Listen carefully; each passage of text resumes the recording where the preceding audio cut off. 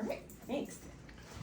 So I retired in 2020 and I moved to Sedona, which I love Sedona, but it ended up that neighborhood and everything we were in just didn't turn out to be a good fit for us, our personalities, and the traffic was horrific down there. It was hard to get around, so we found this place in Panguitch and we moved there in June and we absolutely love it.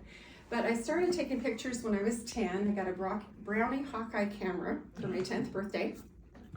And it took the 127 film that you had to, I don't know if you ever had to turn it, and then it took flash bulbs.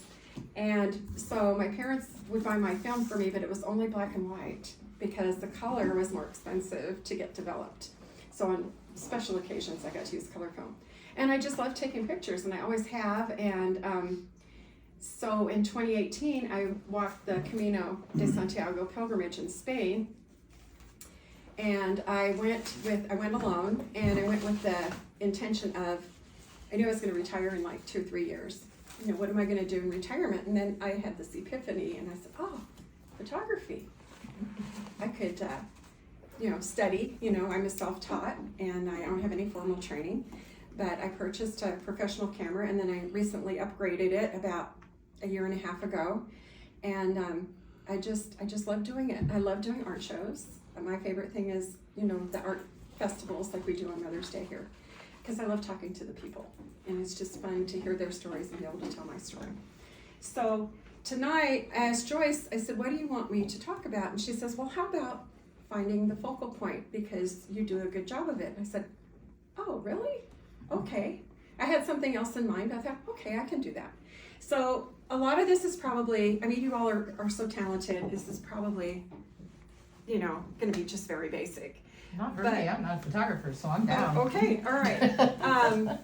The focal point, well, we have a handout, and I did a handout because being a former educator, I guess I'm still an educator, we're always educators, it's easier for me to work with notes, but it's also going to be somewhat interactive. So when I walked through Spain, this is one of the pictures I took, and there was no preparation for this. Oh, it's gorgeous. This is in the city of Ponferrada, and it is a Knights Templar castle from the 11th century.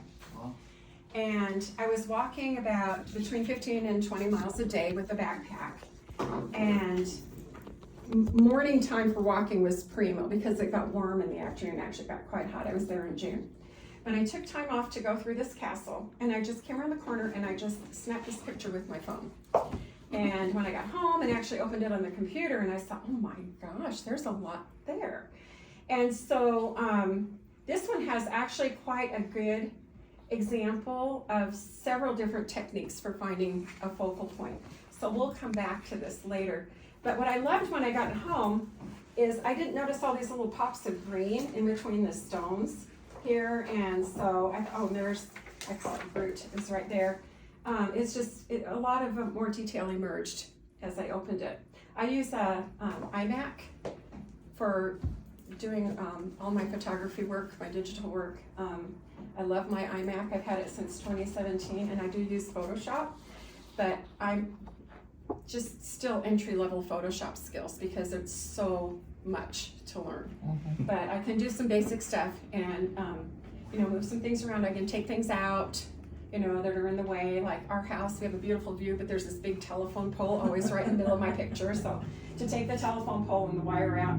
But anyway, so this is the Castillo Gate, and it used to have a longer name, but people couldn't pronounce the Spanish, so I thought, oh, Castillo Gate's okay. Anyway, all right, we'll come back to that. Could you tell us exactly which Photoshop or which is it? I subscribe, so I pay a monthly fee, so it's updating constantly. I'm sorry, I don't know the number of the version, but I've had it for about 3 years. So, and when I open, and we'll talk about that a little bit later, about how my flow when I'm processing stuff. Okay, so a focal point is important because, and this applies to any work of art, painting, acrylics, anytime we're creating an image, even if it's an abstract image, if we have an intention of what we want our viewer to focus on, we want something there's a way to structure our work so that it draws the viewer in. It makes the difference between that okay photo and that great photo. And so, so this is actually related to, I did some research also before coming to this. It's where we want the eye of the beholder to be drawn. The area of the photo that you want the viewer to focus on. So, I see photography as telling a story. You know, we want to tell a story with our art. And we may not think about it at the time, but really, it's interesting because when I do the art fairs like this one, I get a lot of questions on this. Like, where was that taken? And people want to know the story behind things. So we want to be able to communicate that effectively, and having a focal point to our work helps us do that. So in any genre, I'm on the second page now, we're telling a story with our art.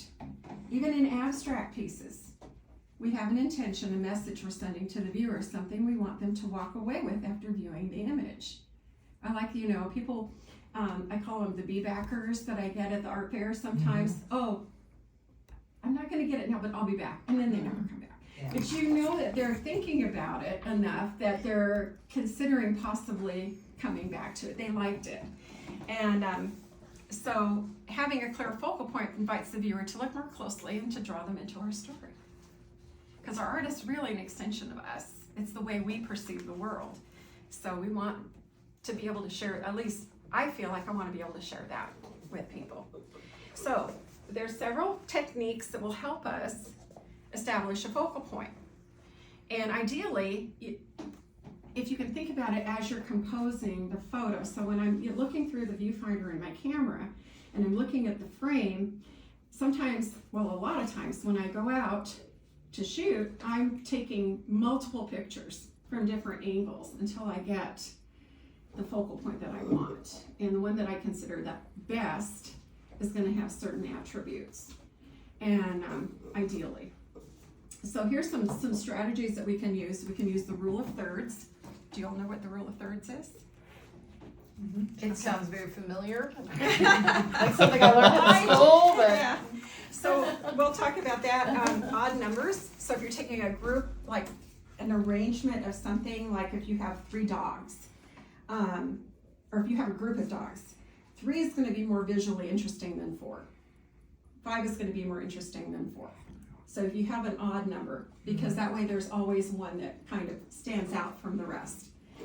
You can use highlighting, and we can do highlighting in a processing program, a post-processing program like Photoshop or Lightroom, or even on, if you have an Apple device, the Apple device actually has a really good photo editing tool. That's what I used until I sprang for the Photoshop. We can use leading lines, and I was looking at a couple of these. That one has really good leading lines. It looks like it's maybe a railroad station or something.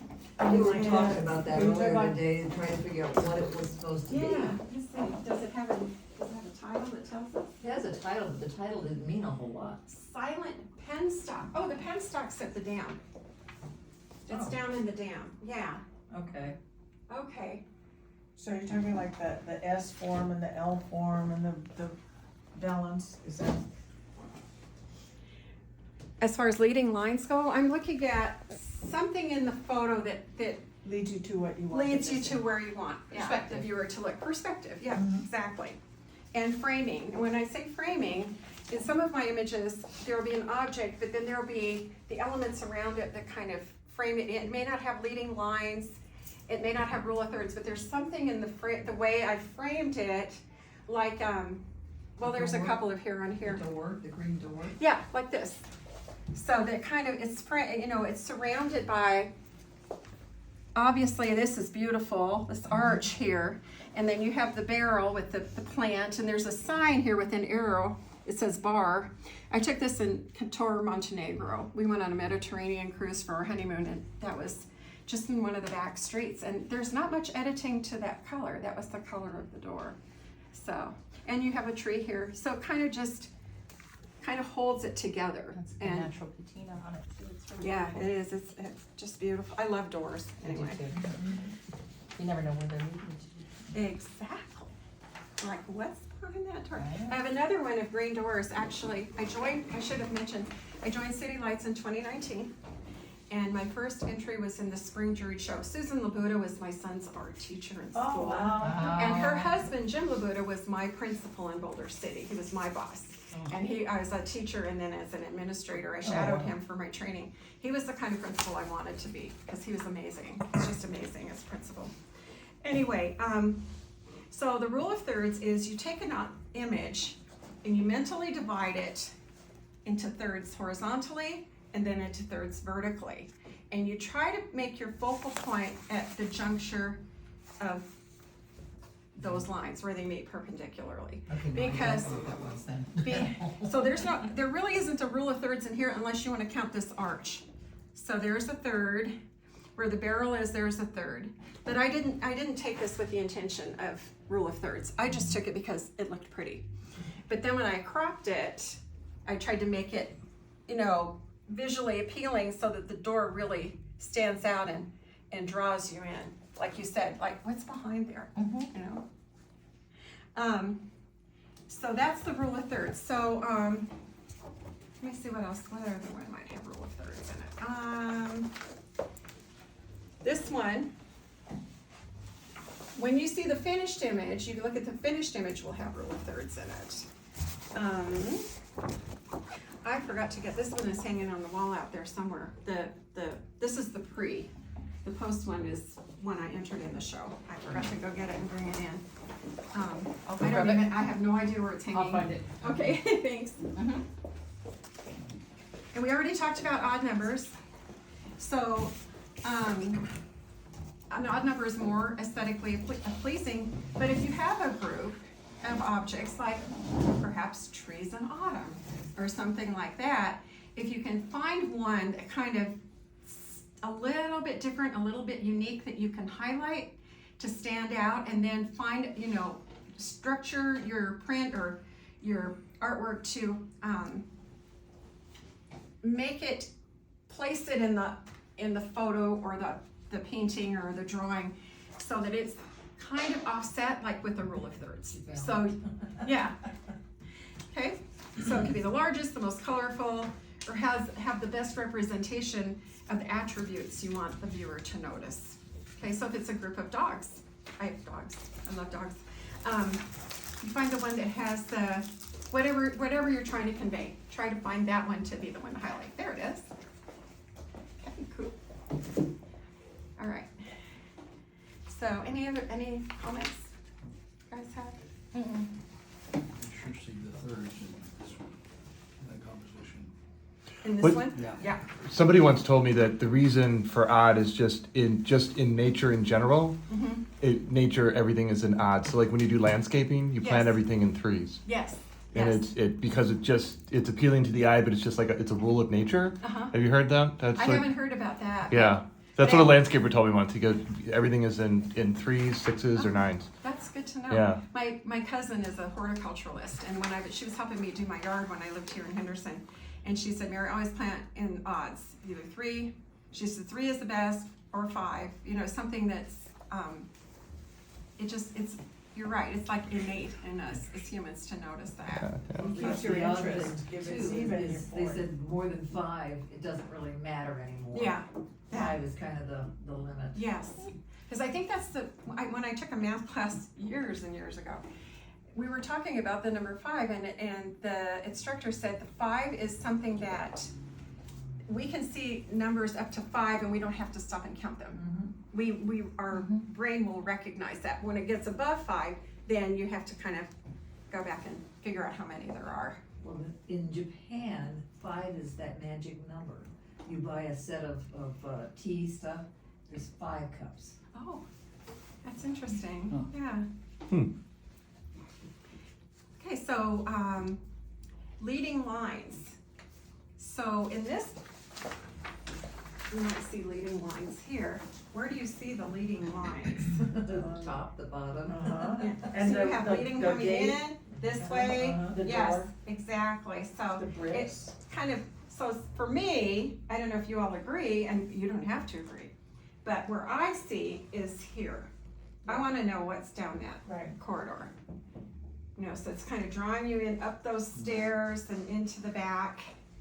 And, I printed it on canvas because I thought it looked cool on canvas. That's super cool. But I've also printed it on acrylic. The first time I printed it on acrylic, the colors just popped. I couldn't get over it. And it looked nice. So I thought, oh, when I hang this up at art shows, a lot What do of you mean people you printed on acrylic? I used to use Costco for printing, when they don't do it anymore. Right. They did a really nice job. They did this. This was about 4 years ago. And, it's printed on acrylic. And it's a photograph, but it's on plastic. And then it has a Oh, hanger. acrylic, not, Yeah. oh, okay, or plastic, okay. I was thinking the same thing, but Yeah. then I figured it out. Like yeah, I figured it out. So you can use your leading lines to draw attention to your focal point. You can also frame your work, frame with other surrounding elements. And I didn't bring a photo with me that actually that I use that. There's a little town up in Utah north of us called Junction. It's just this little old town, and it's got a lot of, kind of old falling apart buildings, and there's a gas station there, and all the windows are broken out of it. It is probably from the early 1940s or late 30s, but in the fall, it had this huge cottonwood tree towering over it, and it was bright gold. It was just beautiful. So I used the cottonwood tree kind of to arch over the gas station in the photo. So that's kind of how I framed that. We'll take a look at some of the other work when we get through all the hints, and then you guys can just kind of look and see what you think. Okay. So I guess we're to that point. So we're gonna compare the raw and finished images. So I gave you the raw images of the artwork that's around the room. So you can kind of compare and see what I did. So the greenhouse is back there. I printed it in color, and I thought, it's kind of boring in color. It's way more dramatic in the But black I and white. thought with if the I copper could in it. layer that in Photoshop, and that's what I did, and then I just brought out the copper of the grain mill, I think it really She finished it? made it Wow, pop. you just warmed that up a little is all you did Yeah. on that one. Oh, yeah. And part of it too, Black and white except- as photographers, I'm always looking for, I have several different mats, textures, and colors, and I try to match a mat that's gonna complement the image. And so I really liked that color mat, and with that image there. Here's the cabin. This is just down the 89 from Hatch. And we were coming over from Duck Creek, and you come over from Duck Creek on the Highway 14, and it intersects with 89, and 14 runs east and west, and 89 runs north and south. But that light, this was about 5 o'clock in the afternoon, and the sun was just brilliant light shining on these cabins. And I tried to tone it down. You can see it was pretty washed out. So I adjusted the exposure on it, and then I tried to pull up, there's red in the rocks behind the cabin, and it really didn't show well in the raw image. But, so I tried to, just pick it up a little bit so you could see it behind the cabin. Was that done in Photoshop? It was, yes. So with this one, again, rule of thirds here, and about, there in the tree, but mostly in the bottom, the foreground. I cropped it. I like this corner of this fence, but I mean, with this, there's just too much else in the picture. And I wanted the eye to go to the cabin. I wanted this corner of the cabin is where I wanted the eye to go. So I cropped it, yay and yay. And, but I still wanted the foliage and this little bushes here in the foreground. So I left that there.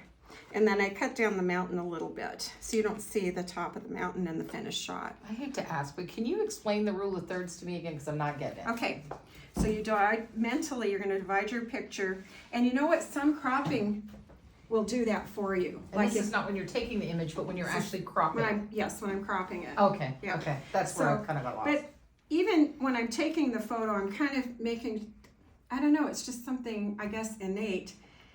figuring out what's gonna look good, in my mind. I have kind of an idea of how I want it to look when it's done, after I've processed it.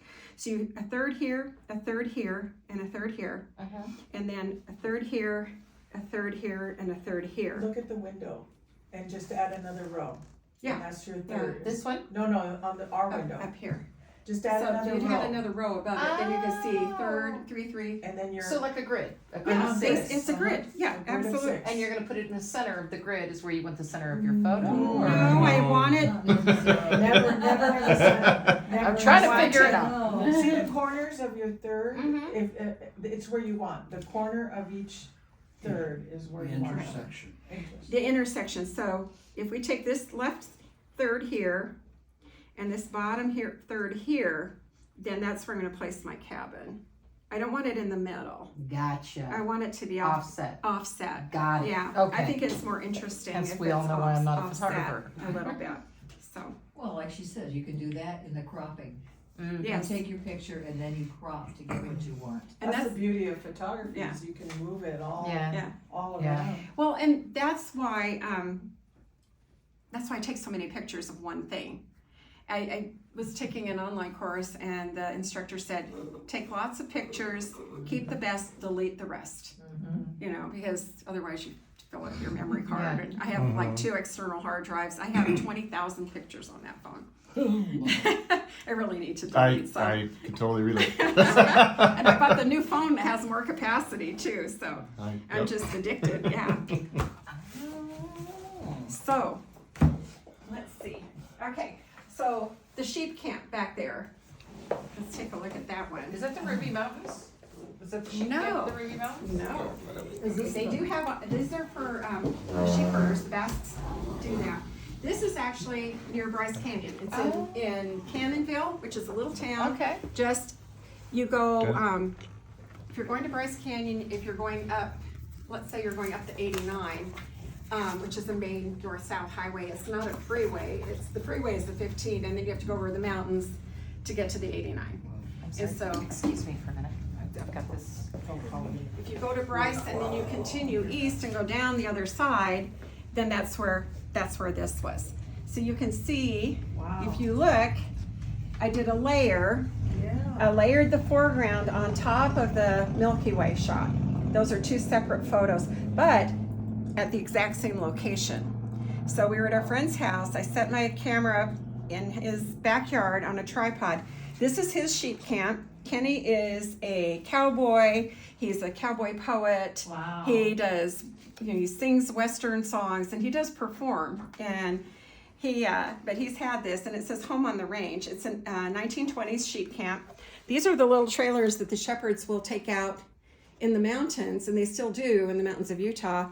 And they go out, to pasture the sheep in the higher elevations, and then they'll tow this and just, park it out there so they have a place to sleep. And there's no bathroom facility in it. It's just, at least not this one, but it's like a camper, That's beautiful. beautiful. And so I took this. It was about, well, you can see there's the raw image, this one, and it was in the summer. It was July, so that was probably about 8 o'clock in the evening, because it stays pretty late there. And so I got the curve of the mountain. This I cropped off the bottom. This also had, you can see the very top of the mountain right here at the very bottom. Oh, That's this part right here. And so I layered it in Photoshop. Like I said, I put this on top, and then you erase it to expose this. And then I brought up the foreground to make it a little bit lighter so you could see the green, because you really can't see the colors very well in this one. So I just did the exposure, and then my husband said, oh, you know what? It'd be so great if there was a campfire, because there's no campfire there, but he does a lot of Dutch oven cooking and stuff, and so he has a rack, a really cool wrought iron rack, and he generally has a Dutch oven or something hanging from it. You can see the hook. So that's a Photoshop fire. Oh, that's so I learned how to do that. And YouTube. Was that a cut and paste, or is that something? No, you do. learned? You use a brush. There's a flame brush in Photoshop. I had to find a YouTube video on it. Yeah, that you can do. Yeah, I was shocked. I thought, wow, that turned out better than I thought it would. So you I'm know? assuming this picture was longer than It that, was. because that's the Yeah. view of that, okay. But you can, in Photoshop, you could still, it doesn't have to be necessarily the same size, as long as it was long enough to cover to here, Right, because it's, you know, behind that. right, uh-huh. But you're That's right, it was, beautiful. oh, thank you. This Can is- we see it? Sure. close up? I have a question too. Yes. So when you went from this, you got rid of all the background, Mm-hmm. correct? And then you did this, and how did you get to how it looks there? Did you lighten, change exposure? I did. Okay, so I worked on the nice thing about it too is you can work on these separately when they're in layers. So I worked on this layer, I adjusted the exposure and brought it up lighter in the foreground. So it would pick up the green, the colors, and then I put the flame in there. But yeah, so I worked on this first, I got it the way I wanted it, and then I put that aside because I had to put this one in first. This has to be behind.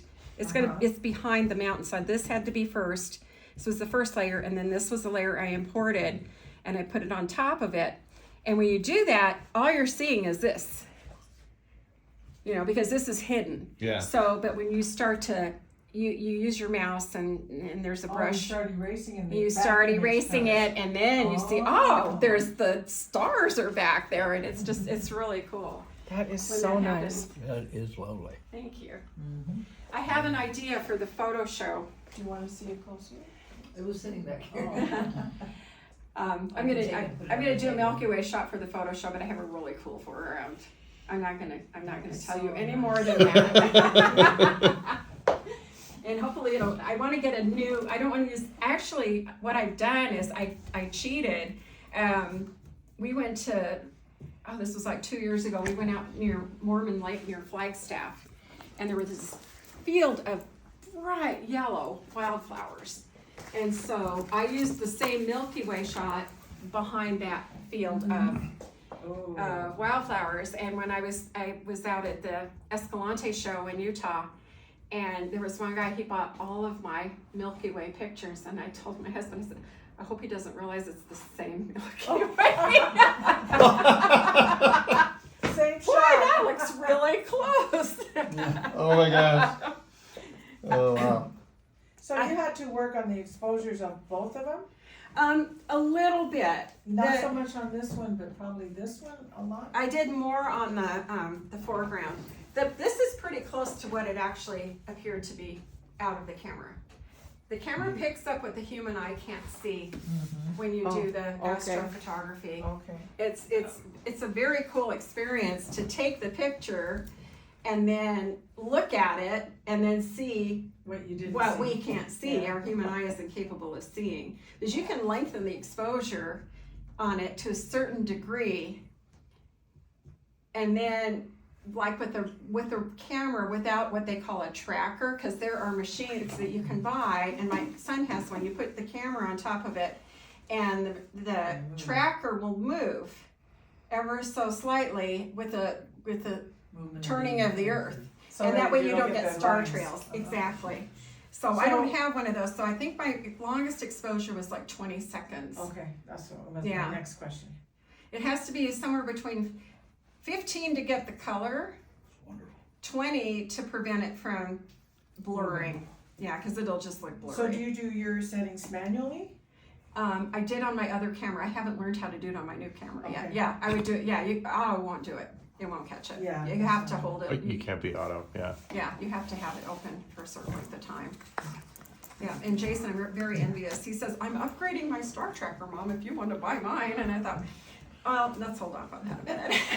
I'm buying at Sublimation this week, so. And you don't get any vibration off of it? No. It must be really It- precise. Well, you have he was showing me, he bought this new lens to do his astrophotography, but it's very heavy. So you have to have a counterweight. So, because otherwise it's gonna pull it It's gonna work. forward and it'll wobble. So yeah, if you get it weighted correctly, it'll work beautifully. Wow. And the other thing he does is, and I haven't learned how to do this yet either, he takes a number of photos and then he stacks them, and that's supposed to eliminate the any blurring or anything, and I haven't learned how to do that yet, Yeah. so, but that's something you do in Photoshop. Well, actually, I think it's other software that does that, not Photoshop. Oh. So, okay, Cool. and let's see, so this one, I didn't change much. You can see I worked on this. The other thing is, I have different papers I print on too. I have a large format printer. I do my own printing. And so some of them, this doesn't have glass on it, so I don't want to touch it. But this is a coarse paper. It's very textured. It's called agave. It's from Hanemühle. It's German company. And it's beautiful paper, but it's not for everything. You know, if you want, like this, I like it because the stonework is so pretty. And I want then the texture in the door. The greenhouse is printed on, it's considered a satin, and it's smooth and has just a little bit of a sheen to it. May I see that one? Yes, yeah. I won't touch I it. sold several of these. I sold actually at the Mother's Day show 2 years ago. I sold one of these. So.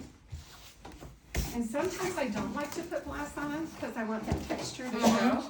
But other times, you know, I like it, it's that rough. yeah. This one is Makes it look painterly. this is also that same paper there. Where is that one at? Where was that one taken? That is in Spain. One place I haven't been yet. It is, I was amazed. I had never been to Spain. It was so beautiful. I had no idea how beautiful Spain That was was. my trip, that was where I was supposed to go, then COVID hit, Oh, so I we were canceled lucky it. we I haven't rescheduled it got yet. to the Mediterranean before COVID, Yeah. because that was Yeah. fall of 1990, or 2019. Yeah, So that one that Lola's holding, you can probably tell is this one. But it was one of those kind of throwaway pictures, and I was going through my shots, because every so often I'll go back and look to see what I haven't. And I thought, you know, that's kind of a cool picture. So you can see I cropped it down quite a bit, because I wanted that rule of thirds. Yeah. And I wanted to bring the trees out, and I felt like this was a distraction over here. So I got rid of that, and I cropped it up. I still wanted the wildflowers, so there's actually, if you look that does draw closely, the eye. there are some beautiful little colors, and they're real subtle. And then the sky, I love It's the the sky. clouds that get me on that Yeah. one. So Really love that. I actually have a Looks like a version of that painting. hanging in my house, because I like it so much. Yeah, it looks like a painting. Thank you. Okay, which one do you want me- okay, so the changing seasons there. There is actually there's a version of that also hanging out in the gallery that, because I had to ship it to Christy, and she told me I could use her mailbox, I shipped my pictures to her, that I wanted them to fit in a certain size box. So I actually cropped it and printed it on regular paper and matted and framed it. And that would be kind of fun to look at. Is that one out there? It should, let Okay, me I'll double have to find check. Yeah, I think so. Well, it should be out there, I entered it, yeah. And we hung everything that came, so. Thank you. So you will see, when we get the other one, I had to crop it, so I had to figure out, okay, where do I want to crop this so that I still have a focal point? I really like this little tree right here, because it has all the different colors in it. This one does too. I like you left the branches that point up to the trees too, down at the bottom. Thank you. The The one with the left. ground. Uh-huh, yeah. There are, I actually took some things out of the foreground. And I didn't bring the raw print, but yeah, there was let me see, is this it? Let's see if it's in here. No, that was after I did it. There were some things that were kind of in the way and distracting, so I pulled them out with Photoshop. So, okay, so let's look at them together. And do you see where I cropped it? Yep. Right there on the right hand side of it. Where you got all three colors in there. Yeah, so it looks Well, like, look like there's different trees on the left, our left, uh-huh, you're right. On the back, those two little trees, light colored trees. These right here? No, in the back, Back here? yeah, see how in the front, and this one, you cropped it right behind those two, right? No, I think the I other did side. it here. Yeah. Yeah. that's Yeah, I right, did it right. here. I took Uh-huh. out this Yeah, because I wanted, these are all different levels, that I Yeah. kind of wanted things along the same level. mm-hmm, So for the focal point on this one, I think it was aiming for this tree right here. That's nice. We just drove over there, what day was it? We were up there Tuesday. Yeah, Tuesday. And these, of course, they're all just bare right now. I said, oh, there are my trees right there. Naked. Naked, yep. So, yeah, we had really good color this year. And the thing too with this picture is the wind was blowing, so the leaves were kind of, you know, the quakies were quaking in the breeze. So it's not as focused as I'd like it to be, but I still think I think it's a nice shot. So anyway, I love fall. It's my favorite season. Me too. Can I get a smiley? Oh, sure. There we go. Okay, thanks. Very Okay, have we talked about all the, okay, we talked about all the raw shots, I think. We have. Yeah. Did you get into What's that? the technical behind this one? Oh, okay, so the black and white, Yeah. same basic process as I did with the Milky Way. So I took the color shot. Okay. And I transformed it to a black and white, just a straight black and white, no color at all. And then I put the colored one on the bottom, the black and white on the top, and I just went over the, So you The have nail. to really be real steady to take, Mhm. oh, but what's nice in Photoshop is you can make your brush teeny tiny. okay, And if you make a mistake, you just go, you know, do the undo, yeah. and it'll undo. In fact, Okay. it'll undo several steps back. It's very So- similar to that program that I was showing you guys. It's Uh-huh. basically, it's just kind of a knockoff of that, Mhm. the one that I used. Yeah.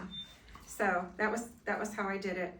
And it took some time. And what I do is I zoom it way big on my Oh, screen yeah. so I can see That makes sense. and I can get, and I have to be steady. I mean, I'm left-handed, but I use the mouse with my right hand.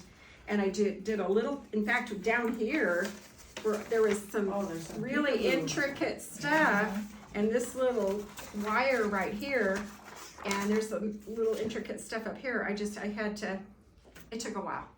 It took a while, because I was undoing a lot, you know, if my hand slipped, so. And you can do that on that same program. Okay. You What can do the program same is thing. I'm that? trying to think of it now. It starts with an S. Procreate. Procreate, yes, Oh, Procreate. really? I Which haven't it's heard of it. free. Oh, really? It's free and it does. Oh, nice. does almost a very I'll similar check it thing. out. Mhm. But again, so I looked at the black and white, because you can see how dark this is up here. That's that dark blue, and that's the color of the sky that day. It was a gorgeous day. It was late summer, but I did kind of enhance the copper a little bit, Mhm. so it would look Made shiny. it richer. Yeah, Mhm. Well, the contrast is gorgeous. thank you. It won an award at one of our jury shows. Nice. Here, I've sold a few. Here? Uh-huh. Oh, Yeah. wow. Yeah. I think it was it first place last year. Yeah. Yeah, it was- Oh, I was surprised and delighted, but surprised. So that was nice. I'm not That's a great surprised. I case. think it's amazing. Thank you. It's a Sweetwater Ranch, and it's up in the Bryce Canyon country. There are a lot of Forest Service roads and little back roads, and so we've been all over the mountains and stuff up there. So, but yeah, there's more. I took pictures of the other buildings too. This is just one of the buildings that's out there, but they weren't as interesting as this one. And the grain mill is from Ohio. It says somewhere Ohio on it. My husband's from Ohio, so he thought that was kind of cool too. So, okay, I think we did it. Did we go through all the ones? So you do your own printing? I do. And how does the paper work as far as, is some of it like extremely expensive now, you know? kind Some of it is. It's actually, but it's far less, in the long run, less expensive than sending it out. And what convinced me my husband's been very supportive.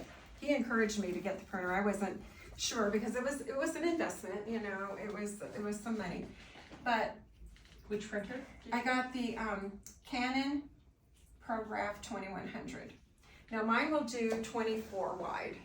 You can buy larger ones that were about double the money that will do 48s. I've looked at the price of those for doing my own art prints. Yeah.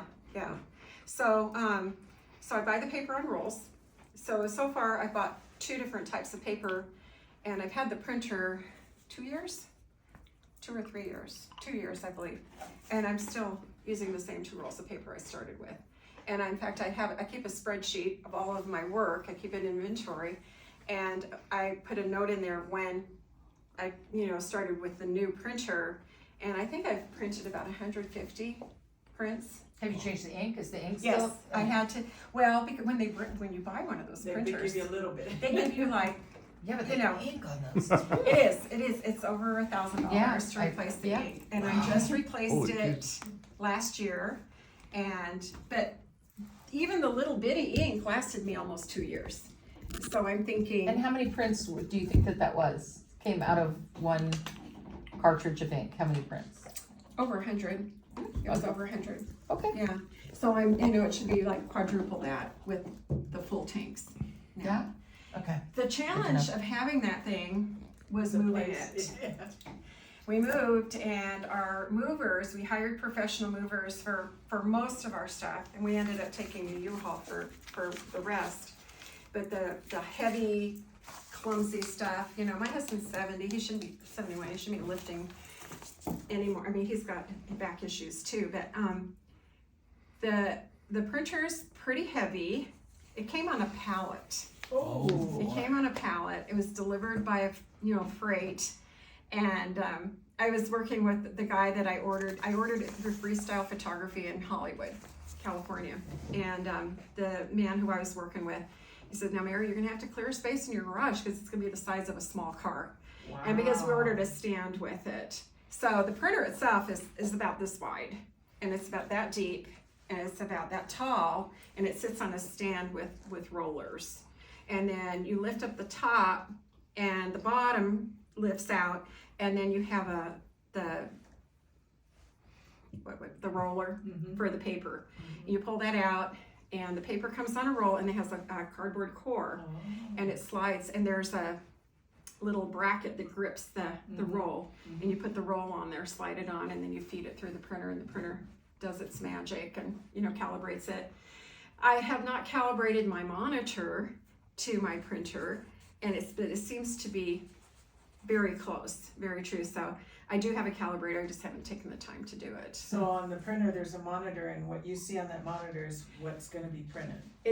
Actually it's in the software, and it shows up on my Oh, computer. on your So there's computer. Okay. there's software, and they communicate wireless. No, they're hardwired. Hardwired was recommended. It's better. It's Oh, so you're directly wired into the printer? yeah, it's hardwired. Yeah, to my computer.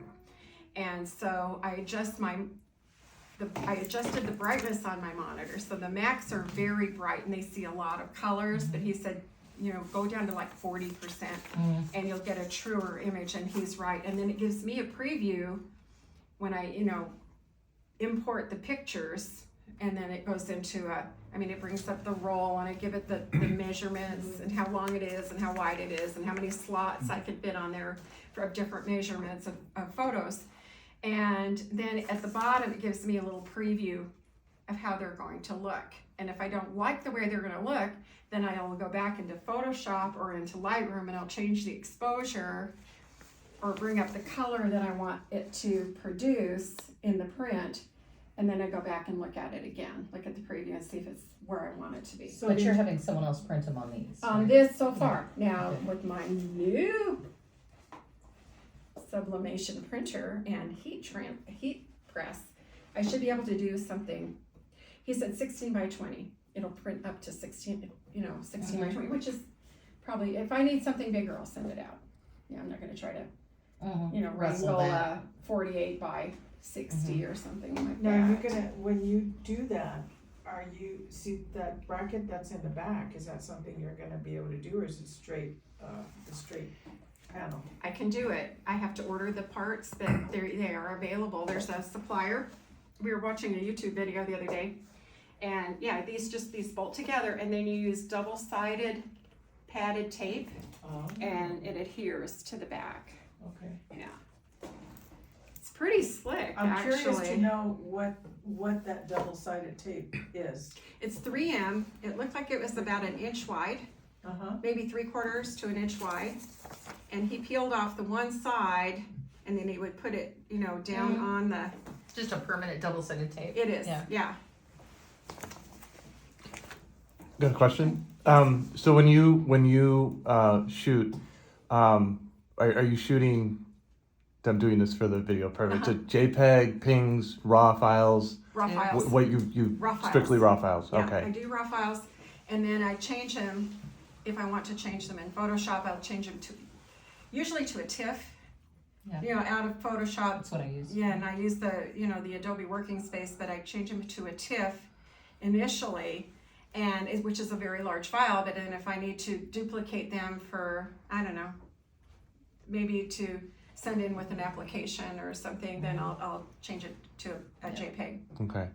Yeah, because a lot of people I've talked to, they don't realize that, you know, we live in a world of, you know, cell phones and everything, and you tell them, oh, you're shooting RAW, and they just look at you like, okay, and it's a, you know, yeah, usually that's the preferred if you're gonna do really good quality work and blow up things really big and all that. Yes. So yeah, that's where all your basically it's where all the raw metadata is at. Yes, You know, you get some of that in a JPEG and a PNG file and that, but it's when you shoot in RAW, which the files are generally just ginormous, and but that's you've got a whole lot more.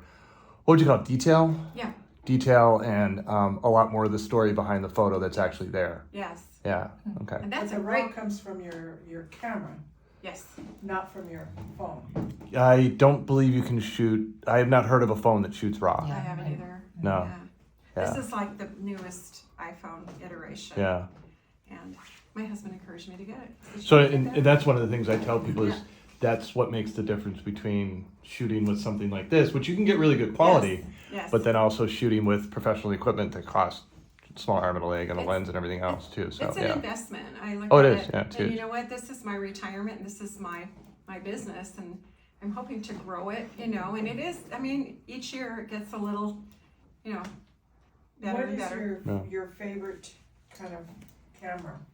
I have a Nikon D7200. I had a 3400 to begin with, and I bought that in like 2016, and it was a great learning camera, but I'm getting much better quality from the 72 because it sees more detail. It So you're just shooting has- it with a 72? Yeah. Oh, okay. It's that you're getting phenomenal. So I still have a 56. Oh, huh? Yeah. Yeah. And I thought you were shooting with like a mirrorless.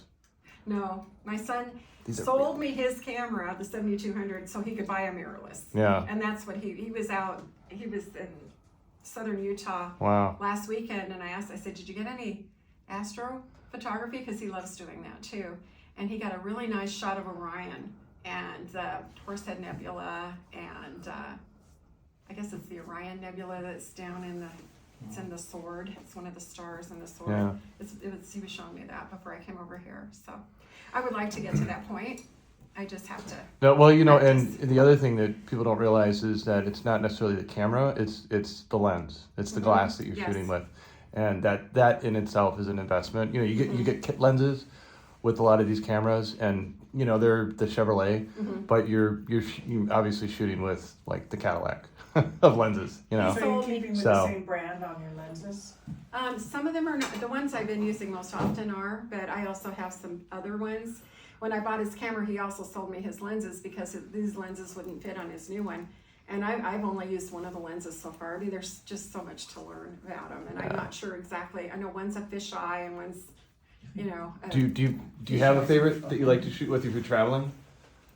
Well, yeah, I can't tell you what the specs are on it at the moment. Okay, Yeah. because every photographer has their favorite lens Yeah. when they're traveling. You It's know, about this long. yeah, Yeah, the one that's like that. yeah, So yeah. this, Cool, thank you. I don't mean to get off subject, Uh-huh. well, it's on subject. I'm interested in the photography because I wanna be able to photograph my own paintings Mhm. instead of sending them out to have them scanned, cause it's a fortune to Yeah. get done. And, I mean, these processes should work about the same for that as well, right? I mean, what do you suggest is a good camera? Oh, For like gosh. your everyday, just mule camera? You have a suggestion? I I mean, because my phone ain't cutting it. Sometimes it depends on the lighting that you can do Mhm. for photographing your Yeah. work, because of the glare and all that, so, I have somebody that you can talk to, that can tell you, you know, what they use, what camera they use, and, you know, cause they just set it up in their garage. Yeah, I just, Yeah. I need to understand the way that lighting works and the way that, I mean, I know how to do it as a painter, Yeah. but as a photographer, I mean, I can't, I'm not, this is not my skill set. Mhm. This is, and your work is And beautiful. painting is not mine. I would love to be, I would love for it to be. I've tried. No, your work is And beautiful, it's not my skill I'm set though. okay, but I'm not, I mean, I need to take classes if I were, and I can't, I've never touched watercolors, so I don't know. My friend does beautiful watercolors, but she doesn't take photographs, so, They're beautiful. yeah, Very thank you, beautiful. thank you. Can I just real quick just comment to that? It's not so much the camera as it lighting when coming photographing other people's artwork and painting and things like that. Lighting is everything. Yeah, it's not so much the camera or the lens that makes it a good reproduction of the original artwork. It's the lighting. You know, even But I as can do it, right, with a camera, it doesn't have to be scanned in, I mean, people do. Yeah, no, these you can do it with a guys- camera. Okay. Yeah, I've done artwork, photography, and stuff, and it's done, but it's all in the lighting. Okay. Because you take your painting and you take it outside in daylight, and then you bring it inside under fluorescent, and then you take it and put it in incandescent and all that. It's It's a all going to look completely different. It's different going to take on a thing, different hue. It's going to take on a Absolutely. different the whole Absolutely. dynamic. Yeah. Okay. So And then you can still post-process it a little bit and you know, adjust the exposures and things and see if that gets you closer to what you want. Okay. Yeah, because my phone, it just changes the color of everything. It's just got an automatic filter on it that just changes it immediately. So just What have you got? What, is that a This is 15? the 13, I think. Oh, okay. Yeah, I think it's the 13. Because I know with mine, if I go into edit, you know, if I could take something with my phone, there's a lot of, all those filters along the bottom. I still There's like can't seem to 47 pull it of back. them. Yeah, I can't pull it back to what it was before. Yeah, It adds all sorts of its own personal filters. Okay. Just curious. All right, so we'll just, how are we doing on time? Oh, okay. Let's talk a little bit more about Lightroom and Photoshop. So I'm back on page 5. We have slides 9 and 10 on there. So we'll just talk about kind of my process of working when, you know, I go out, I take a photo. For example, I took this photo when we were out on the road between Panguitch Lake and our home. Stand pulled over, and there was a lot of foreground in this that I cropped out, and I don't have the original on the papers I brought.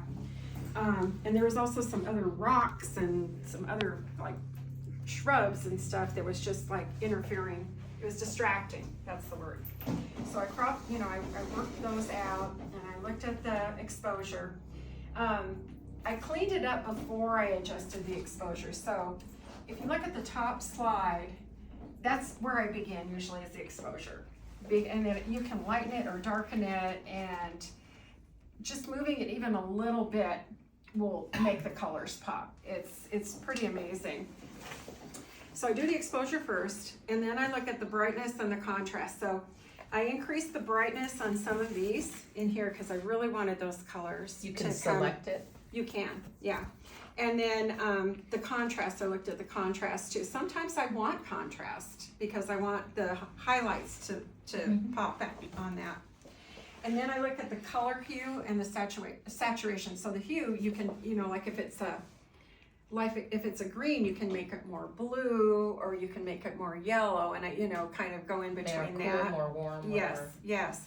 And then that's the hue, and then the saturation, you can increase the saturation too if you want it to be, Right. like I did on this copper. You know, I increased the saturation Yeah, on more that. coppery. Yeah. Then I go down to, and these are basic adjustments. Like I said, I have so much to learn in Photoshop. These seem to work well for basic, you know, adjustments. And you can do these in your, if you have an Apple device, you can do it in Apple. I could do it in my iMac, which that's what I used to use before I sprung for Photoshop. Dehazing, I love dehazing, especially in the summertime when the air's like dusty and stuff. It'll mimic that. It can dehaze it and bring things really sharp, and it's pretty amazing. And then sometimes I sharpen, like with this one, I think I did sharpen like the leaves so they were, you know, look more individual, Or you know, leafy. and more quaky. More leafy. And then I reduced the noise. Noise is like grain. So sometimes sky will come out grainy. And so if you reduce the noise, it somehow does some magic adjustment with the software that kind of smooths that out and takes out that graininess. So I think I especially on something like this, sometimes the sky, I had printed one that I took in Arizona, Bell Rock, and the sky was just terrible. It was just all grainy and everything. I didn't see it in the original shot, but when I went to work with it and printed it, I couldn't use the photo. It was just too grainy. So a lot of times sky is grainy. You just use your own judgment too on stuff and decide how much sharpness you want, because sometimes it's too much isn't good either. So that's where I go with that, and I start in Lightroom for those top adjustments, and then when I'm done in Lightroom, then I can open the same photo that's already been retouched in Photoshop, and that's where I go in. I can crop it to the desired size. This is really important if you work. Do you work with Photoshop, Eric? Mm-hmm. I was told by a mentor to adjust the image size to 300 pixels per inch, which is it creates a large file, but it also gives you really good resolution. It won't come out looking pixelated or grainy. You can enlarge it. You can make it, it helps with enlarging if you're gonna enlarge something to have the extra pixels in there. Otherwise, it's just gonna look fuzzy, it won't look clean. And then I always save the new image in a separate file, so I make sure I have my raw image, because I don't want to, if I have to go back and do something, I don't have to go back and look on the memory card for it again. So and that's basically what I do. It's wonderful. Cool. Yes, it is. Thanks. Do you have a website you want to share, or I do. email or Actually, content? yes. Just go ahead and. I have a website. It's currently being redone, but it's still up. I didn't take it down. I just went through a whole week website training, and I thought, oh man, I have a lot to do. Same. I'm in the middle of it streamline myself. it. I've got to take down some of my old stuff and streamline it. I have too much stuff on there, and the recommendation was, limit. And that same thing with shows. It's not to, What is people your? are overwhelmed. Okay, so it's www.Marys, MARYS, Pilgrim, PILGRIM, Soul, SOUL.com. Do you have an Instagram? I don't. Well, I do, but I don't really look at that. I do have a Facebook page, a Mary's Pilgrim Soul Facebook page as well, and it's more up to date than my Instagram, but neither one of them are really as current as they should be. And if people want to get a hold of you, they can find your contact info on the website. Yes, and it's also Mary's Pilgrim Soul at Proton, PROTON.me. That's my email. You can hold me that way. Okay. And I Thank do you. have a contact form on my website, so either way works. It'll shoot it to me. There you are. Thank you. Thank you guys. Thank you for being here. Yeah. Terrific. Good. I'm glad it was Yeah. helpful. No, that was great. So now you're gonna go home and look at your artwork and you see